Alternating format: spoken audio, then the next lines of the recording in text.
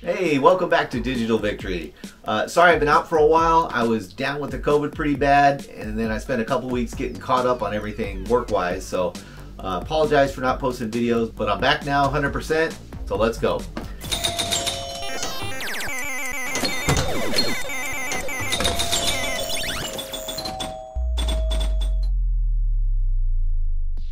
With the advent of the Legends Pinball and some of the arcade one-up machines, there's been a kind of a resurgence of new pinball players, all right? Folks new to the game, they're maybe not quite familiar with all the mechanics of pinball. So I thought it'd be a cool idea to do like a Pinball 101. It's very basic. It's going to introduce people to the different elements of the table, the different scoring systems. And if you're an experienced player, this may not be for you, but I hope you stick around anyway. So let's jump right in. All right, so we're going to talk about some of the basic elements first. This video is basically going to be three parts. Number one will be table elements, just the different objects on the table and identifying them. Number two will be the scoring systems and some of the different ways that you acquire the points in pinball. And the third segment will be about how you put those together to get the best scores you can. All right, so we'll keep it basic with a couple of simple tables first to show off some of these elements. First one we'll talk about are the top rollovers. Okay, when you plunge the ball's going to come down through those rollovers. Here's usually 3 or 4. And they'll light up as you go through them, or the lights will go out as you go through them. And we'll talk about what that means as we go to the second segment. All right, another element are the pop bumpers. All right, most tables have pop bumpers. Quick trivia, anybody know a table that doesn't have any pop bumpers? Throw that in the comments if you do. Anyway, pop bumpers are usually a set score, very low, but then there's certain activities you could do on the table to increase their value. You have targets over here. The top left, you see the targets there. And one of my favorite elements is drop targets. I can't resist a cool row of drop targets. If you got a table with drop targets, I'm in. This is a fairly rare device on the left here, these push-in targets, and it's more popular in these old electromechanical tables. But it's really cool. I wish more tables had it. It's kind of a neat mechanic. It pushes that little plunger in there, and however far you can get it, you get that amount of points. And there's spot targets like you see in the middle. All right, these are INSET rollovers here on the right. Like most of these other targets, they'll give you a certain amount of points, and if you light them up, you'll get even more. All right, another standard elements in tables are the ramps. And the ramps are often tied to other things. You'll have a task to, go up a ramp 6 times. So you go up that ramp 6 times to get those prize points. There's also orbits, like you see on the right. They're like ramps, except they go all the way around and come out the other side. And the orbits, again, are used as a tool with other modes in concert with them, in addition to the standard points you can achieve by going through the orbits.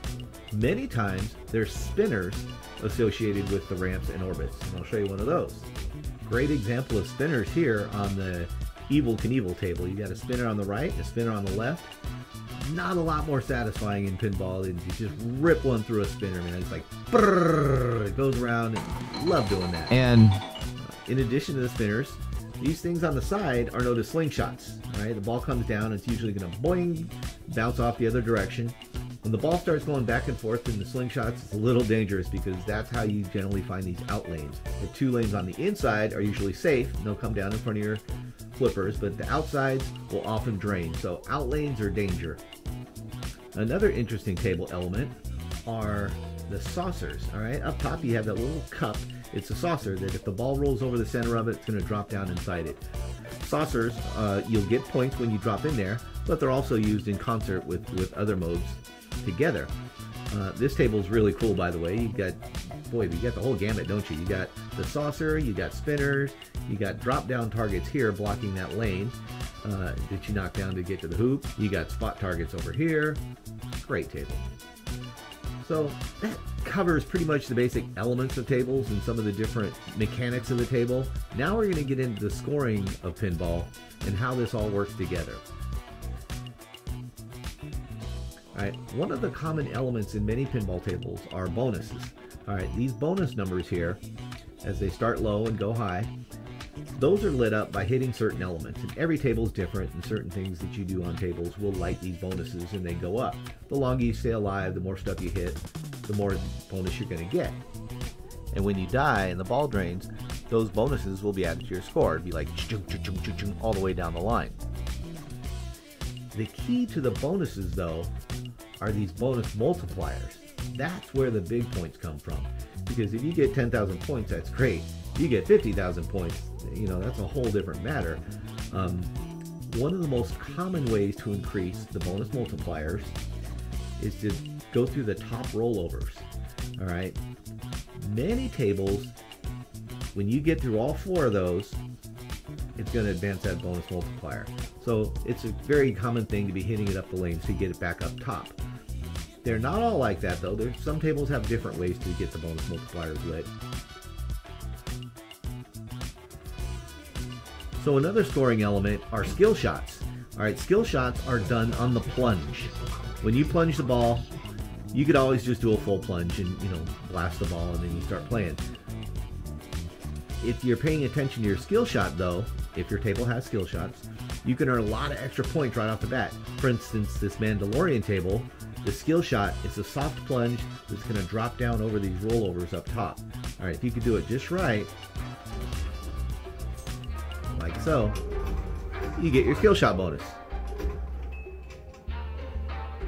Other tables, though, have a different kind of skill shot, in that on the DMD, they'll show you 3 different choices, and sometimes more, of the prize you get for your skill shot, and it's just automatic. You just get one of them right off the bat, and you use the flipper to choose.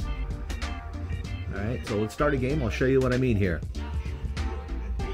Okay, so bonus multiplier, TX challenge, mystery. Let's go for mystery. So mystery, you just get a mystery, some kind of bonus award. All right, I've increased my security level. Some tables have that kind of skill shot.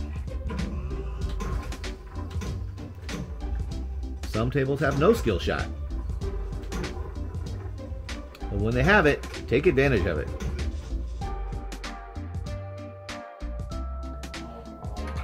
All right, so one of the things we'll talk about here is multi-ball. All right, who doesn't love a good multi-ball? When you play pinball and you got a bunch of balls flying around, it's a lot of fun.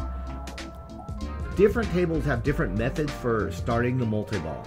All right, in this particular table, you lock the balls through this hole, and then once you get 2 locked, you hit it up there again to start the multi-ball. Ball is locked. Multi-ball is now available, and you gotta hit it up there one more time to start it. Now we got the multi-ball, and again, who doesn't love a good multi-ball? Now me, I'm known as someone that's really good at multi-ball, and I'm able to score a lot of points, get lots of jackpots because I'm so good at it. That's a joke, and anybody that watches my videos knows that I'm just the opposite. So, multi-balls are a lot of fun. Some people like to trap the balls and then use one ball to just try and achieve whatever tasks they have to do. I'm currently showing you how to do it, but in practice, I'm pretty bad at it, and every time I've tried it, I generally screw it up. Now in multi-ball, you usually have jackpots, and a jackpot is a certain lane that's lit up that you got to hit to get your jackpot. Triple jackpot. So the idea of multi-ball is to stay alive as long as you can, hit as many jackpots as you can, and score lots of points. Again, I'm horrible at it, but it's a lot of fun, and I look forward to it every time. So let's talk about modes. All right, most pinball machines have modes that you have to complete in order to score the big points. The idea is to actually follow along and, you know, kind of tell a story with the game, especially the themed pinball machines that are based on movies and things like that. So modes are usually right here in this section of the table, and they're little insets that are lit up.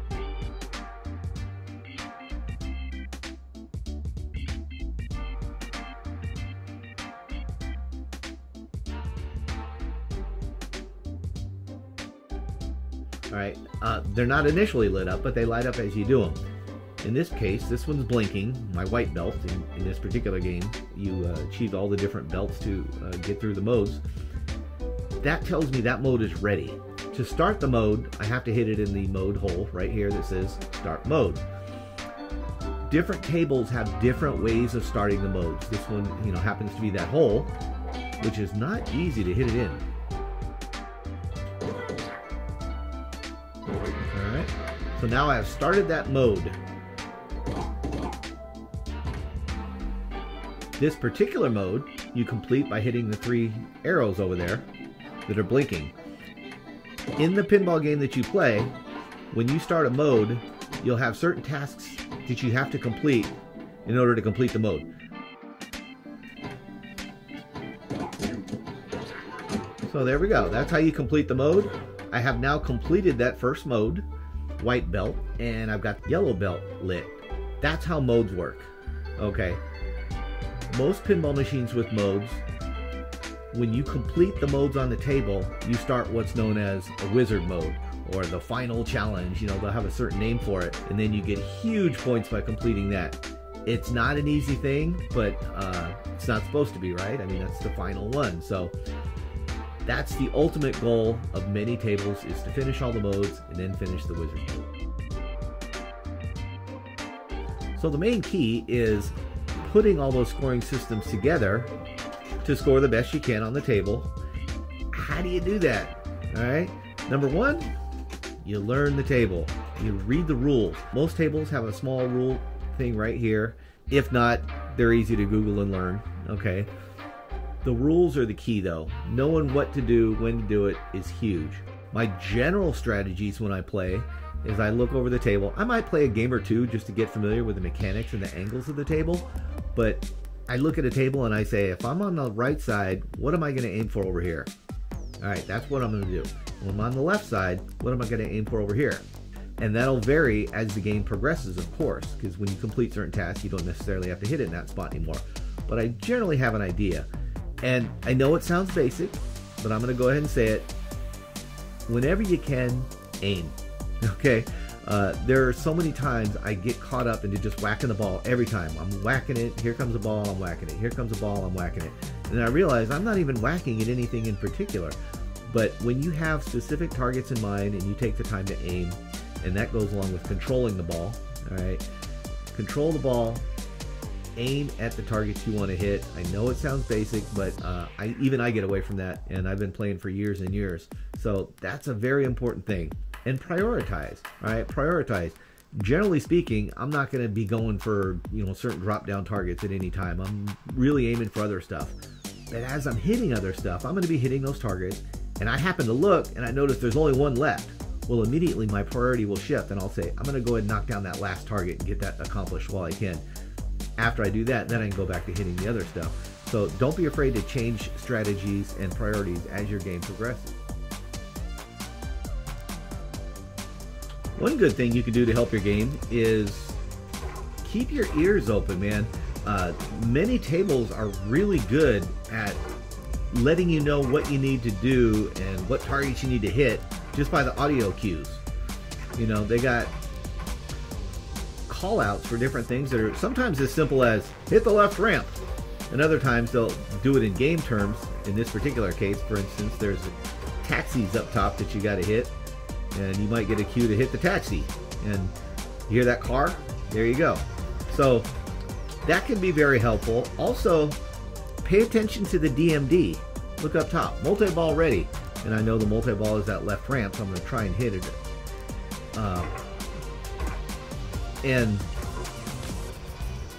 just by paying attention to that, you can figure out what you're supposed to do next. Sometimes I get so wrapped up in watching what's going on the table, I don't even notice that, hey, look, I got a multi-ball ready. I got to hit it up there. Let's go. World's worst multi-ball player back in action. Yikes. All right, little pro tip. Generally speaking, the targets towards the middle upper section are safer than the side ones. When you go for these side targets like this and the little hole inside R2-D2 there, so many times you're looking to start that left and right motion. Left and right motion is bad because those outlanes really come into play. So generally speaking, I'm trying to find targets that are more center-based. And finally, have fun. You know, I've said that before. Pinball's supposed to be frustrating. These tables are designed to take people's money. All right, it's not supposed to be easy, so I learned to really laugh it off. You know, when I have those crappy games, you could go through 3 balls in a minute, and you're just like, oh well, let's get to the next one. Hey, we're not paying quarters, right? This is virtual pinball, so we can play all we want. It's easy to get frustrated though, and it's important not to, and just enjoy the ride.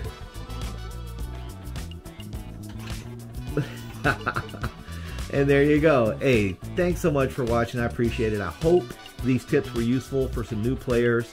There's a lot of you out there, so feel free to add any questions below in the comments. And thanks so much for watching. We'll see you on the next one. Bye.